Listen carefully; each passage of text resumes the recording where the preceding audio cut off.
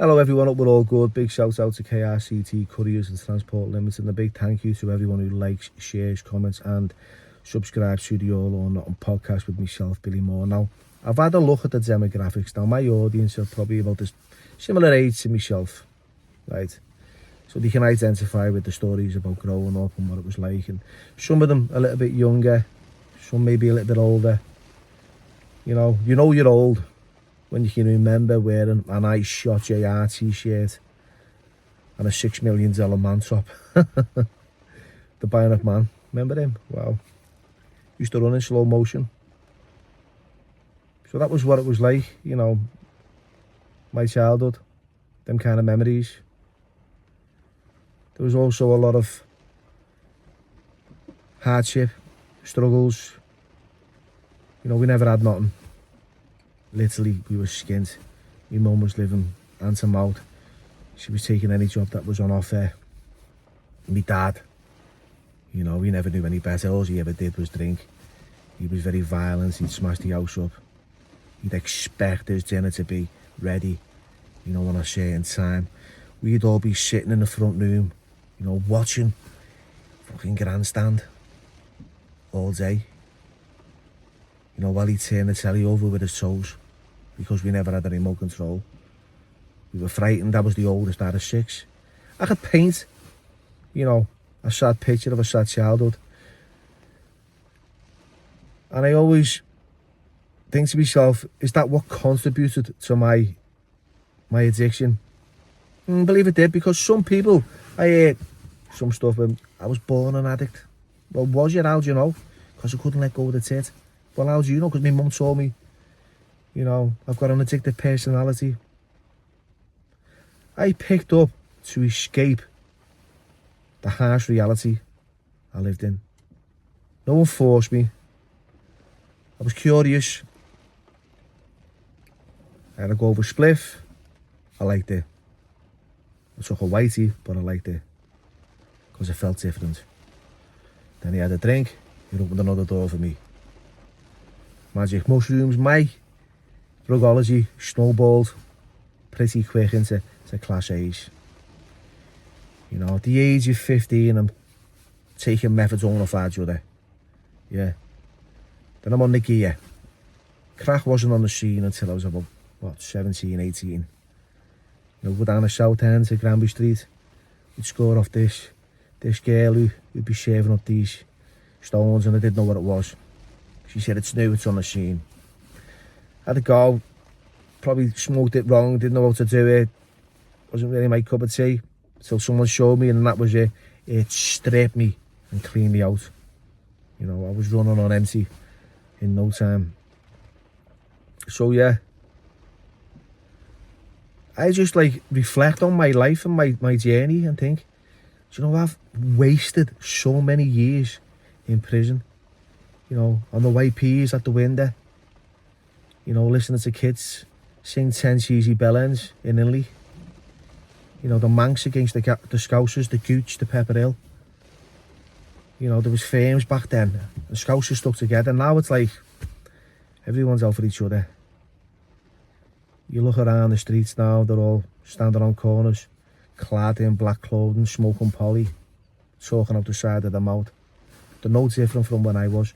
Now I'm about helping young kids and, showing them a pathway. And like I said many times, I'm under no illusion that they're not going to listen. That they've got to suffer a few consequences. And maybe that's what they need. Some people hit rock bottom and that's it, and they'll change and they'll go, oh, that was a bit, didn't like sticking my foot in that. Little pool of water. Don't want to change. Some people hit rock bottom, and some rock bottoms have trapdoors. And they fall again. And that was what it was like for me until I am on the streets. I am in the grip. I'm hitting the road hard. I'm in and out of prison. I'm getting called a recidivist, an habitual criminal, a drag to society by judges. I was called that at home by my dad. I wasn't worthy, I wasn't valued. So for years, I was called all these negative names, and then it had an impact. It was like I was anti-authoritarian.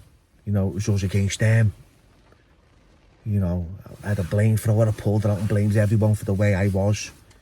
You know, because I was brought up on beans on toast.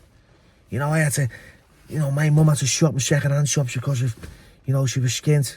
We had fuck all. Kids were going to school in Ben Sherman's and Farad. I had nothing. You know, getting called a tramp, getting called a scruff.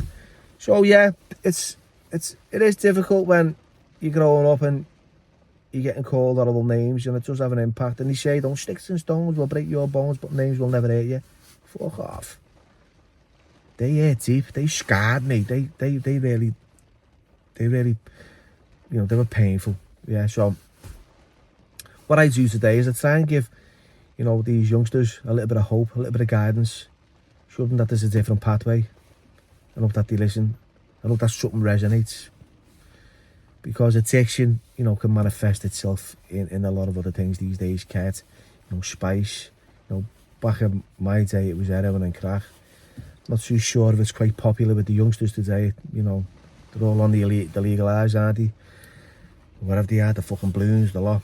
They're all smoking different things from what I was. So I've got to kind of listen to them and try and relate in a way. But yeah, that's where I'm at in my life today. You know, I like to give back. You know, because I took a lot from my community. And I think if you give something back and you do the right thing, then yeah, you know, hands up. You know, it's fair enough. But if you've been in that criminal society, in that world, and you're living in that underground and you're chatting shit on fucking social media about, you know, changing people's lives, then, but you're not. You know, your integrity's all over the gaff, your agenda's about money. You know, you're not thinking of the youth in the community. You're thinking about lining your own pockets and feathering your own nest. I see it all the time. I see people out there feathering their own nest, lining their own pockets, putting food on their table and taking it off fucking kids that deserve it. Or need it, should I say. You know, and it's fucking far too common in this, you know, in this city and this country. You know, charities robbing this one and that one. No, it fucking knocks me shit. It does. Yeah, I'm just shouting off because there's a lot more intervention today than there was when I was a youth. Anyway, just sharing this little bit of topic or information while the weather's lousy and I can't get out and about. So I can't get out and about, I'll get in the car and share to you guys. Once again, thanks for watching and I appreciate all your support. Take care.